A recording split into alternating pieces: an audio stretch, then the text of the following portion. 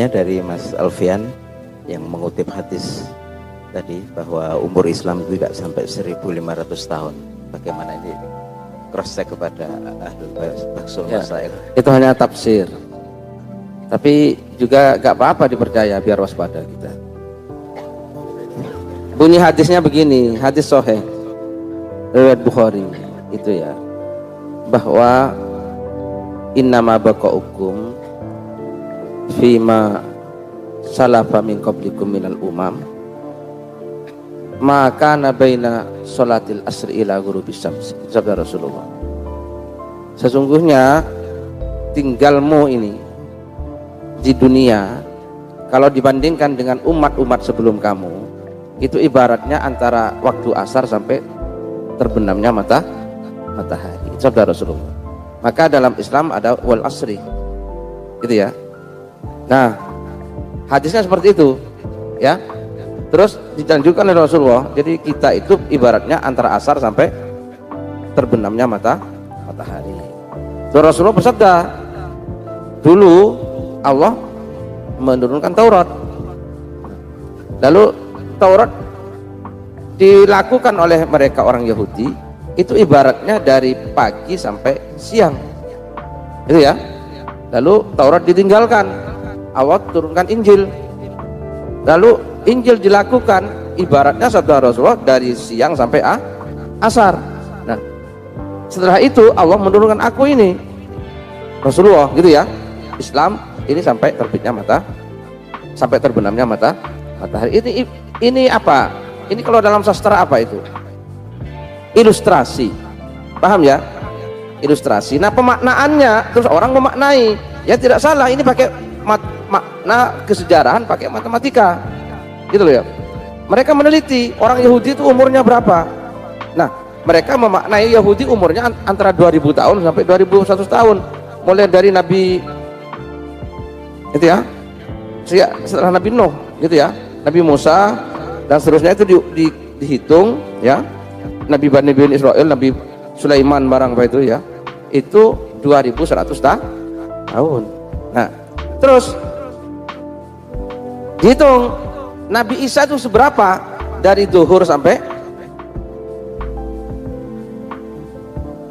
asar. Oh, ternyata Nabi Isa itu hanya 600 tahun. Kan itu 600 tahun. Kan Nabi Muhammad lahir 571. Nabi Muhammad diutus sebagai Nabi tahun 611. Itu Rasulullah diangkat menjadi Nabi dan Rasul itu.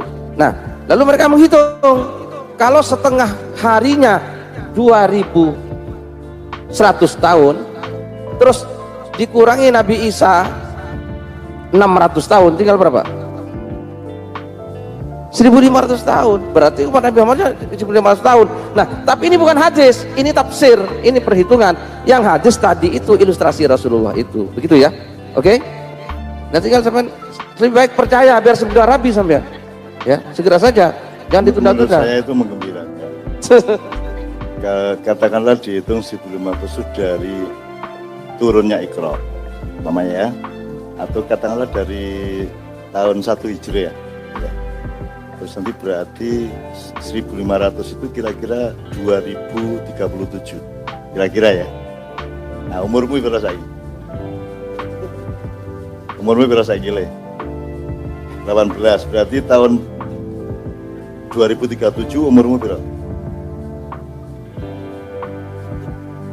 Loh isi orang suwe tau saiki orang 18 19. Berapa? Loh isi 36. Dan sudah tidak ada Islam, enak tau kui. Begitu hari ke 1500 tahun tadi itu sampai, esok-esok rasa tangi esok. Lo kok subuh wis ora ono Islam kok. Yes, rasa poso Ramadan. Enak toh, zina ento. Malah bersyukur gue. Ngopo ngono kok persoal kayak gitu, malah nyeneng gitu gue saya hitungin isi umur 27 Islam wis ra ono lak sak penak-penake urip to kuwi. Ora perlu salat 5 waktu karo wong tuwa sak karep-karepmu ya to. Ya to penak to. Bojo kok kawin ora kok uripi ora masalah. ora ono Islam kok.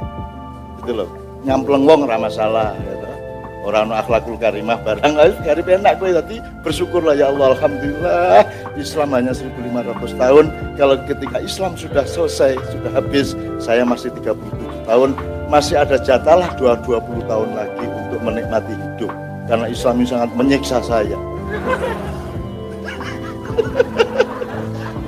Nek musuh setan kaya ngono kuwi. Ngopo kowe? Oh, kowe Gusti Allah kok persoalan iki tenang aja. Oh, itu juga tahu cuma tafsir. Ngono ya, Dek ya. Nah, aku seneng kok. Wong aku tak umur gue yes. Ngenteni 20 tahun beres iki. 18 tahun. 18 tahun menit beres wis lumayan. Wis ora ono 212 ra ono. NU bubar, gitu. Muhammadiyah bubar wis beres, ra ono fatwa MUI penak to? Ya. Wis Islam wis bubar kok. Ngopo kowe wedi karo sing ora-ora? Wedi nang Gusti Allah. Semua Allah yang berkuasa, Allah yang punya rencana, dan optimislah terhadap kebaikan Allah, kasih sayang Allah kepada Anda. Tenang aja, hidup itu terus. Anda asal online wa'tasimu bihablillah, maka insya Allah tidak ada masalah. Meskipun banyak masalah. Gitu ya. Tepuk tangan untuk masalah yang tidak masalah itu. Ini ya, Dek ya. Cah nom kok rene menggo masalah we. Ma'ruf amin turu penak kok masalah. Ya itu ora iso turu no. Apa ma'ruf amin iki. Muter lagi mutu setan ya ta. Jadi setan dari maknya itu ternyata adalah pengajian setan. Nah, jadi nek ono sing nesu, lho kok ngono pengajian lah setan kok. Ah, ngono jawab beres. Muter kowe. Arep ngopo kowe? Nek orang dilarang bae. Dilarang aja. Saya saya dilarang tidak boleh mengundang MH kemanapun. Nah, seneng aku kelon karo bojoku. Kok pek waktu nentek 80% teh. Aku nganti karo Mbak Novi lagi. Kok nasib kita gini ya, ngono kuwi ya. Wis ora apa-apa Dik, wis tak kober-kober ya.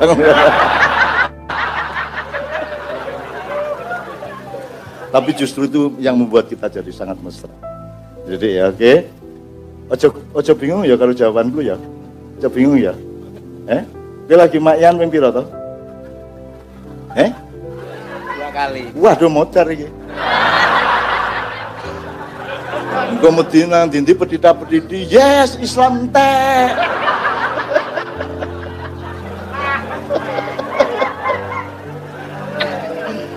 Ngerti cara bermesraan, ngerti cara guyon, ngerti ndi sing tenan ndi ora, jangan tergantung pada kata-kata saya, tapi tangkaplah nuansa dan isi sejati dari hatiku. Ngono ya? Oke, sip. Wah, ganteng tenan gue. Oke, berikutnya Mas Helmi. Ya. Pertanyaan berikutnya dari Mas siapa tadi, Dek Rizky, mengenai kejiwaan anak yang hidup dalam keluarga yang tidak harmonis. Jadi meskipun mungkin anak itu secara lingkungan sosial tampak baik, tapi sesungguhnya bagaimanakah kejiwaannya? Kurang lebih seperti itu.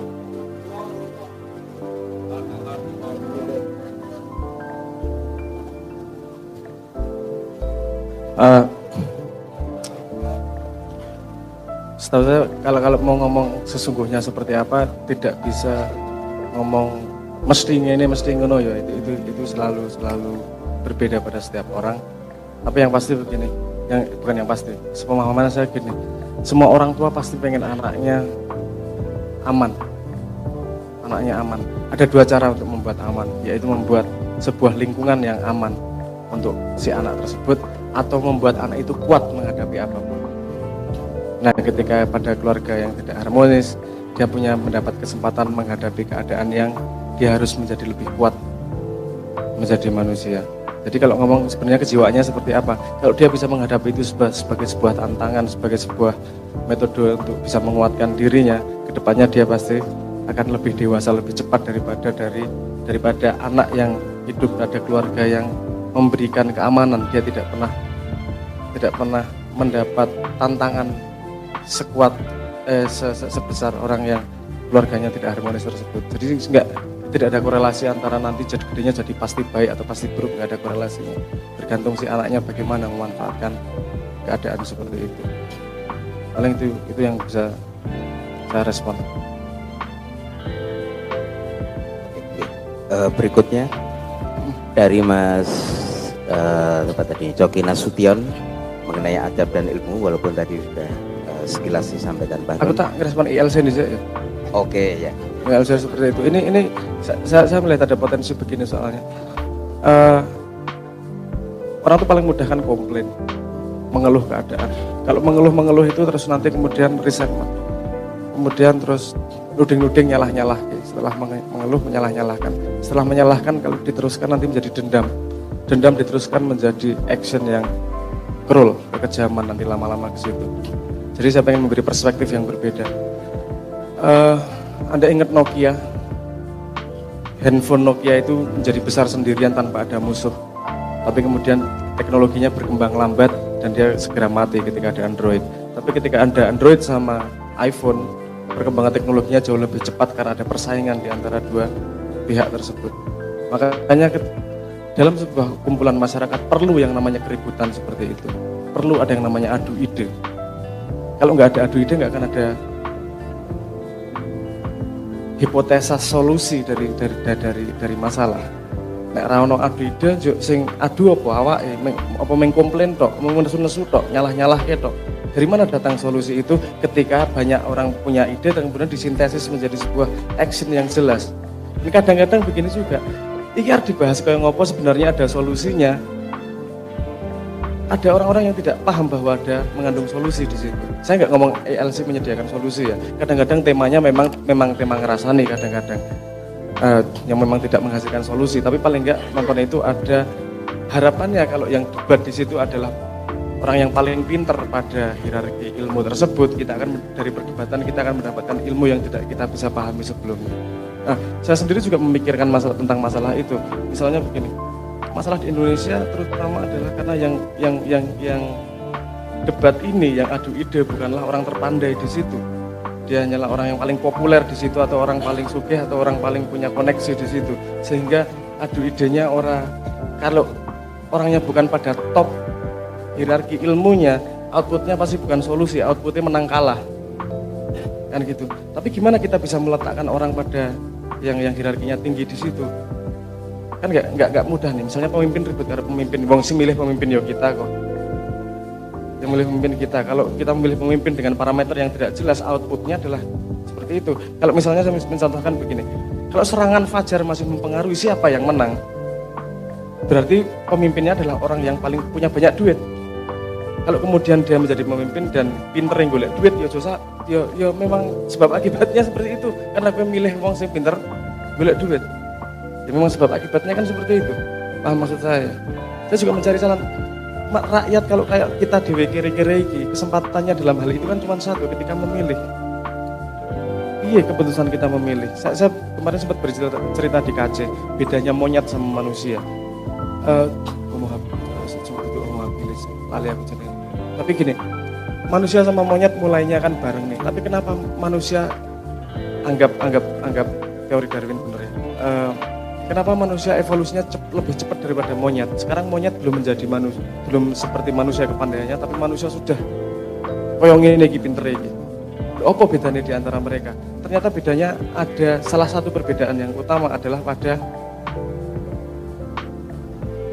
si wanita bagaimana memilih prianya. Nah, ini untuk jomblo-jomblo kan ini kontekstualnya. Kalau manusia, wanitanya tuh pemilih, orang sembarangan golek lanangan. Jadi dia mencari orang yang paling kompeten, dia mencari manusia yang paling bisa menyediakan makanan, bisa menyediakan keamanan ketika dia hamil tidak bisa cari makan dan butuh perlindungan. Dia mencari orang yang kualitasnya terbaik, sehingga anaknya akan menjadi punya genetika dengan kualitas terbaik, dan itu berjalan beratus tahun. Efeknya akan meningkatnya semakin cepat. Sementara di monyet sendiri, ceweknya itu tidak memilih yang terbaik. Terserah-serah lah, sapa wae gelem ora masalah. Iki dadi nek jomblo-jomblo kangelan golek menungso golek munyuk wae, munyuk enggak itu. Enggak terlalu pemilih dia soalnya, sapa wae gelem ora masalah. Jadi efeknya ya iki meng anu ya. Sapa ngerti nek tok lakoni tenan aku diceritani. Apa? Jadi efeknya kemudian anaknya bukanlah dari genetik yang terbaik di situ. Saanane, jadi pertumbuhannya adalah lambat. karena paham maksud saya, tapi ya paham maksud saya, tidak ada filterisasi di bagian monyet ini. Nah, dihubungkan dengan Indonesia sekarang pada proses demokrasi ini, rakyat kan seperti wanita, dia memilih siapa nih yang menjadi suaminya, pasangannya, pemimpinnya. Tapi kemudian kalau pemimpinnya tidak yang terbaik, yang paling kompeten, yang paling pinter, yang paling punya gagasan, paling terpercaya, efeknya adalah anaknya, yaitu regulasi, gagasan-gagasannya bukanlah gagasan terbaik. Sehingga secara manusia, secara Indonesia tumbuhnya juga lambat kemudian. Tapi berarti kan kemudian bagaimana metodologi dari si wanita yang namanya rakyat ini memilih secara benar nih. Tapi kalau memilih secara benar mau pakai ilmu segitu banyak, kita ora kober ki sedino kon kudu riset pemimpin ruwet lah rasanya.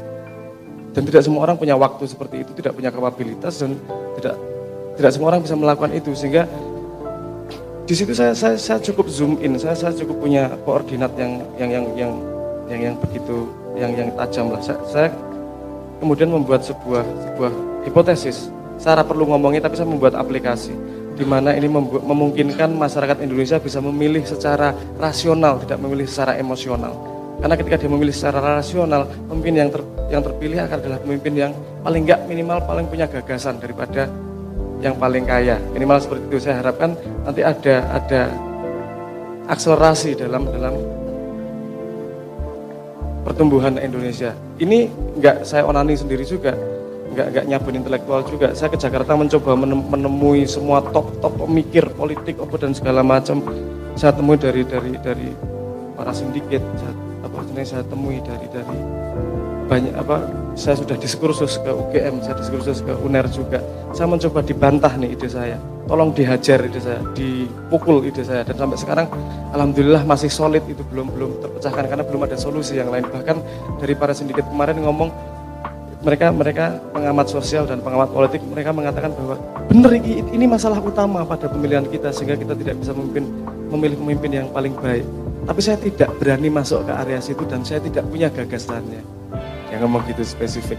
Dan makanya sekarang coba. Ketika dicoba, ini apik tenan, jadi gampang ya, semua orang bisa melakukan ya. Dia sendiri mengatakan bahwa ini sebenarnya nyawa dari perubahan. Dia ngomong seperti itu. Ini bukan kalimat saya. Ini kalimat beliau. Ini rohnya ini kalau ngomong perubahan. Ini gagasan yang ada yang mengatakan, salah satu ahli itu ada yang mengatakan ini sak dunya ora ngono iki, hanya Indonesia nih yang hanya kita yang punya hipotesis seperti itu. Kita hanya butuh seminggu, dalam seminggu butuh meluangkan waktu 15 menit, 20 menit, tapi hasilnya akan maksimal. Itu butuh panjang untuk memprosesnya, untuk bisa membuat metodologi seperti itu. Dan itu bukan hal yang dibahas di ILC. Kenapa? Karena urusannya menang kalah pada sebuah tema. Nah, di sini kan mikirnya kita kebaikan bersama. Orang penting kene menang atau kalah, karena kemenangan sebuah bangsa adalah ketika kita bisa membuat akselerasi pertumbuhan tercepat. Aku perlu ngomong aplikasinya, tapi di App Store dan Play Store itu adalah buah karya saya zoom in, pengen mencoba solusi dari masalah yang nyata di Indonesia. Kapan-kapan kalau mau membahas lebih dalam, kita bikin simposium yang lebih fokus tentang itu. Ada solusi sebenarnya, tapi tidak dianggap kadang-kadang. Karena yang boleh ngomong di situ adalah orang yang populer dan dianggap intelektual. Kita belum punya metodologi juga untuk melihat siapa yang benar-benar punya gagasan, siapa yang benar-benar pandai. Karena banyak emas-emas intan-intan di Indonesia yang tidak keluar di TV hanya karena dia tidak cukup pandai menjual dirinya. Oke, itu masalah kita bersama, tapi kita perlukan itu agar kita tumbuh menjadi lebih cepat.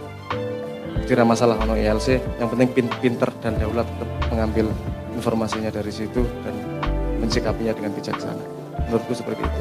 Oke, saya yang mana yang lebih penting, adab dan ilmu. Saya tidak akan bisa menjawab, yang bisa menjawab Cak Nun. Tapi kalau semua pertanyaan yang lebih penting itu selalu berhubungan dengan tujuannya. Lalu, kalau Anda lagi kuliah, lebih penting lulus atau lebih penting rabi? Itu nggak ada jawabannya kecuali Anda tahu apa yang Anda inginkan. Anda inginkan pengen dua anak secepatnya, ya lebih penting rabi daripada kuliah. Kalau Anda yang paling Anda inginkan adalah menyenangkan orang tua misalnya, yo rabi yo nyenengke orang tua yo. Saya pengen punya titel secepatnya misalnya gitu, ya lebih penting kuliah daripada rabi. Nah, tinggal mana yang lebih penting, itu pasti ada hubungannya dengan visi kita ke depan mau seperti apa. Jadi mana yang lebih penting, saya harus menanyakan pada konteks apa nih, apa yang kita inginkan ke depannya. Nah, tapi dari kacamata agama dan dari kacamata ilmu keagamaan, nanti yang lebih akurat menjawab akan Simbah atau Pak Muzamil. Yang terakhir di sana ya. Oh ya, oke. Yang terakhir tadi mengenai Al-Quran dan aktualisasi. Jadi bagaimana Kanjeng Nabi memiliki pemetaan terhadap Al-Quran. Oke. Ingat tadi Paham. transformasi. Ingat saya bagaimana Kanjeng Nabi bisa membuat transformasi 10 tahun dengan Al-Quran dan yang sama dengan kita, sementara kita tidak bisa membuat perubahan. Lagi-lagi saya belajar sama monyet. Jadi saya ngomongnya cepet ya ini, belajar sama monyet. Ada namanya Homo habilis. Itu pertama kali salah satu monyet pertama yang punya jempol. Jempol ini salah satu fitur utama yang ada di manusia dan monyet. Bedanya cuma begini, kalau manusia bisa nyentuh semua ujung jari tangan yang lain, kalau monyet nggak bisa. Sehingga kita punya dua cara untuk menghandle sesuatu, yaitu kalau kena telapak tangan, seperti kita megang palu, kita megang cangkul, kita megang palu, arit dan seterusnya, itu disebut sebagai power grip. Satu lagi yang kita pakai jari ini, kita menulis, ngelukis, main piano, main gitar, pakai jari semua. Itu disebut sebagai presisi grip, cara megang dengan presisi. Lihat, kalau cara megang alatnya gini, kalau alatnya dihilangkan jadinya gini. Kita mencoba membuat perubahan dengan gini enggak sekarang? Semua orang kalau 40-60 tahun terakhir kalau ingin membuat perubahan pada society, selalu lambangnya gini. Yang dipegang nomor pertama adalah power grip, dia memiliki kekuatan.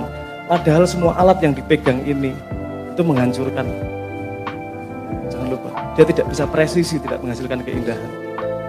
Kanjeng Nabi dulu nggak pakai gini nih. Presisi setiap orangnya, pakai jari-jari presisi semua. Yang terjadi adalah keindahan, yang terjadi adalah ilmu.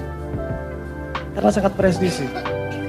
Nah, saya bisa belajar dari kebenaran biologis bahwa manusia punya dua bakat itu, power atau presisi. Semua yang power pasti menghancurkan. Walaupun dia bisa membuat perubahan, tapi dia akan mulai dari nol lagi karena yang lama pasti hancur. Kalau presisi, dia akan membuat evolusi, keadaan menjadi lebih baik tanpa harus menghancurkan apa yang ada. Itu beda utamanya.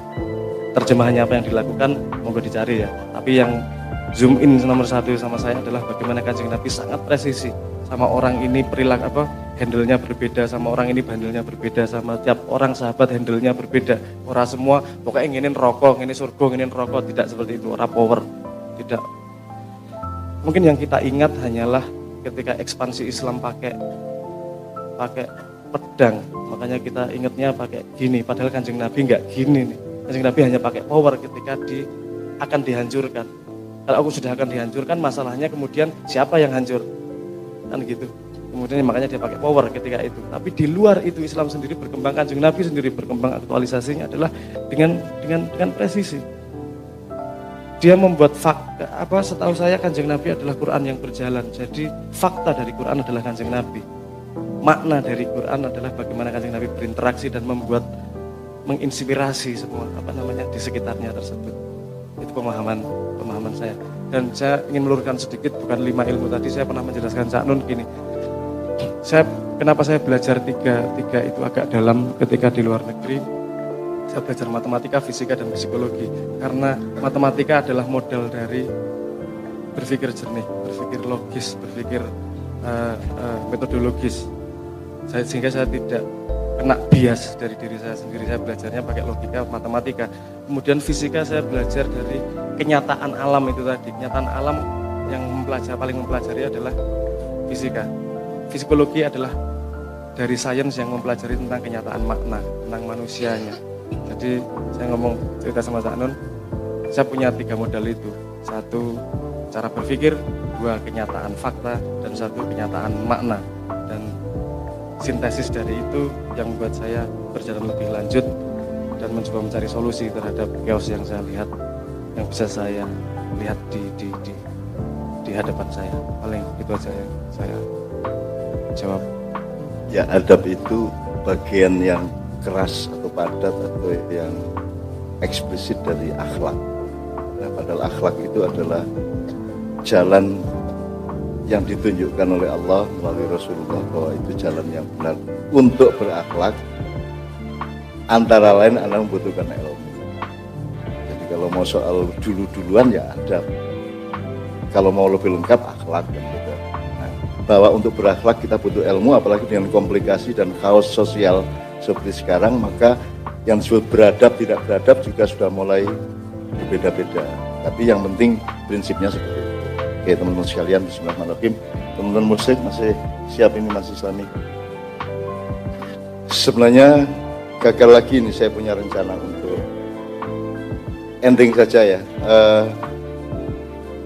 Kalau bisa Anda gini, Mas Helmi tolong bacakan aja, bacakan agak resolusinya agak tidak terlalu rendah. Terus nanti Anda bikin matrik hidup Anda masing-masing supaya jelas apa yang Anda lakukan. Matrik hidupmu dunia akhirat, karena Anda terlanjur percaya sama Allah, percaya sama akhirat, maka dibikin pada Anda supaya Anda jalannya lebih tertata, lebih presisi dan lebih punya ketenangan kan gitu. Jadi kira-kira 3-4 menit terakhir kemudian kita tutup aja. Ya, baik. Bismillahirrahmanirrahim. Tajuk jaknun.com. Master Key of Ma'iyah. Sinau bareng sebagai salah satu metode penjalinan nilai dalam kurung komunikasi yang bermuatan silaturahmi sudah dijalankan ribuan kali di ribuan tempat dan ratusan titik lainnya. Segala muatan kehidupan alam, manusia dan sejumlah makhluk lain sudah disentuh, dirambah, bahkan diselami dan didalami. Segala wilayah ilmu dan daerah-daerah pengetahuan sudah dikembarai, dipelajari. Belajar dari itu semua, dicatat, dianalisis, diobjektifi, dijernihi dan diilmui serta dihikmai. Segala kemungkinan ijtihad, inovasi, invensi, fenomenologi, time tunneling ke masa silam dan masa depan sudah diupayakan secara maksimal. Sangkan paran dari Allah Subhanahu wa Ta'ala, Al-Awwal wal Akhir, Al-Hayyul Qayyum, dialektika kehidupan dan maut, berbagai makna hidup dan arti kematian sudah dikhusuki dan ditakil maupun dita'akul. Segala hal tentang makhluk ajaib yang bernama Indonesia sudah dikelilingi, dibulat pandangi, dijarak pandangi, digendong dengan cinta, diperlakukan penuh kasih sayang dan disinau barengi dengan empati dan cinta. Jauh melebihi Indonesia mempelajari dirinya sendiri beserta seluruh penduduk dan penghuninya. Segala jenis rasa syukur, segala model kebingungan, segala macam stres dan frustrasi, segala formula akhlak dan perlakuan, segala cara untuk mengayomi, mengasuh, merawat, menjaga dan nguri-nguri Indonesia sudah dimaiyahi. Para jannatul ma'iyah, jamaah ma'iyah, warga ma'iyah, simpatisan ma'iyah, ikan-ikan di lautan ma'iyah, partikel-partikel hidup di udara ma'iyah, dan semuanya sudah menemukan kedaulatan dirinya, sudah menemukan kematangan hidupnya, sudah menegakkan keseimbangan riwayatnya, sudah mengutuhkan dan membulatkan eksistensi dan perannya, sudah mengubah sejarahnya, sudah mengakrabkan diri dan diakrabi dengan ketenangan batin dan kenyamanan jiwa, sudah tegak mentalnya, teguh jiwanya, tatak madep mantep ke masa depannya. Manusia-manusia ma'iyah sudah membijaksanai hidupnya masing-masing, keluarga dan masyarakat sekitarnya. Akan tetapi rasanya ma'iyah masih minus bagi sejarah Indonesia.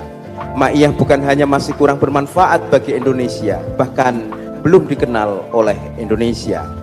Jangankan diapresiasi, dilihat gunanya atau diharapkan perannya, dikenal sewajarnya pun belum. Tetapi apakah Indonesia harus kenal ma'iyah? Apakah Indonesia memerlukan ma'iyah? Apakah ada hal-hal dalam ma'iyah yang membuat Indonesia merasa perlu hidup dan bekerja sama dengannya? Ma'iyah sampai hari ini masih merupakan jalan sunyi, lorong kesenyapan, suara yang tak terdengar, warna yang tidak tampak, nyanyian dalam sepi, tembakan-tembakan ke ruang kosong, gol tanpa gawang, senapan tanpa sasaran, angin tanpa ruang. Hari ini aku mendengar beribu-ribu suara yang menyertai perulangan-perulangan firman Allah Subhanahu wa taala. Fabi ayyi ala'i rabbikuma tukadziban. Di kerumunan riuh rendah suara yang beribu-ribu lapisan itu, terdapat kata yang terselip di tengah-tengahnya. Master Key of Ma'iyah.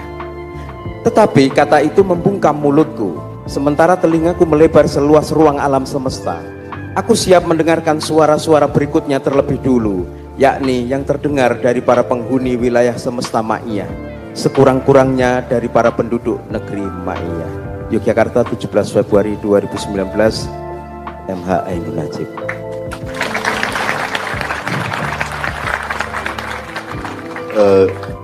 Yang kita alami, yang kita lakukan, yang kita pikirkan, kita renungi, segala macam ini merupakan perintah dari Allah, merupakan tuntunan dan hidayah dari Allah, maka tidak boleh tidak bersungguh-sungguh. Sehingga saya memikirkannya, mendalaminya, mengkhusyuinya sedemikian rupa, sampailah kepada apa yang disebut kunci utama Ma'iyah, yang sebenarnya merupakan kunci di gerbang zaman yang sedang akan berlangsung. Oleh karena itu harus ada akselerasi, ada regenerasi, harus ada kontinuasi dari Ma'iyah ini. Pada usia saya yang sudah tua, harus ada Pak Muzamil, harus ada Sabrang, harus ada semua yang masih muda-muda. Tolong ini kita bicarakan pada Ma'iyah yang tahun depan, dan saya akan minta Mas Helmi, Mas Toto, semua Pak Muzamil untuk menyerap sebanyak-banyaknya dari Anda. Nek karepmu iki piye to Ma'iyah kok kongon piye, aku kok kongon piye. Itu harus saya dengarkan dulu sebelum saya buka mengenai Master Key of Ma'iyah. Master Key apa? Kunci master. Kita sudah temukan kunci-kunci macam-macam, tapi masternya belum. Ya, tapi sore ini saya disuruh bicara mengenai Master Key, dan kemudian ada beberapa peristiwa yang lain. Dan ini hubungannya adalah dengan seluruh pertanyaan-pertanyaan yang juga mengepung saya di mana-mana tentang Indonesia, tentang dunia, tentang peradaban abad 21 dan seterusnya. Sehingga saya mohon Anda memulainya dengan Anda sendiri harus bikin matrik hidup Anda. Pakai istilahnya Mas Munir tadi, Anda harus punya kayak tadi, apa yang didulukan tergantung tujuannya, ya, apa yang primer, yang sekunder tergantung tujuan hidup Anda. Anda harus memperjelas semuanya. Anda harus punya master key untuk dirimu sendiri. Yang paling master itu apa di dalam kunci-kunci hidupmu. Kemudian kamu bikin gambar matriksnya, ininya gini, nanti akan begini, pembagiannya begini, tujuannya akan sampai ke sini dan seterusnya. Anda harus bikin itu sehingga Anda tidak menunggu Indonesia dan dunia berkembang kemanapun. Anda sudah memiliki masa depan itu di dalam matriks Anda, di dalam master key Anda masing-masing. Sampai pada suatu hari saya diperkenankan untuk membuka master key yang dimaksudkan tadi, Master Key of Ma'iyah. Bismillahirrahmanirrahim. Kita sudah melanggar waktu dari perjanjian jam 3 yang tidak pernah diperjanjikan, tapi kita janji-janjikan. Sebab kalau diturutin kita pasti, andaikan nanti Islam sudah tidak ada pada tahun 2037, maka kita tidak terbatas lagi sampai jam 3, kita tidak perlu subuhan lagi, ya. Mutar ya. Aneh-aneh Pak ngomong. Oke, bismillah mungkin ya. Saya ingin sebenarnya dari tadi itu ingin gini, setiap kita ngomong kita Al-Fatihah, ngomong Al-Fatihah, tapi ternyata begitu padatnya Ma'iyah itu, begitu banyaknya hidayah Allah kepada kita, sehingga kita selalu punya PR, sehingga insya Allah kita akan semakin abadi. Anda akan memiliki wilayah-wilayah sendiri yang Anda ma'iyahkan di mana-mana, tanpa kepalan, ya, tapi dengan presisi, kalau pakai istilah yang saya bilang tadi. Kita tidak mengepal-ngepal, ya, tapi kita menggunakan 5 jari yang dahsyat ini. Kalau Anda suruh bikin kan tidak mungkin kayak gini Mas. Ini ukurannya sedemikian rupa, tingginya sedemikian rupa, panjangnya sedemikian rupa, fungsinya ini tidak bisa dibalik, nekuknya harus ke depan, segala macam. Itu semua konsep yang sangat matang, konsep arsitektur, konsep fisika yang sangat luar biasa. Jadi kita akhiri Mas Islami apa ya?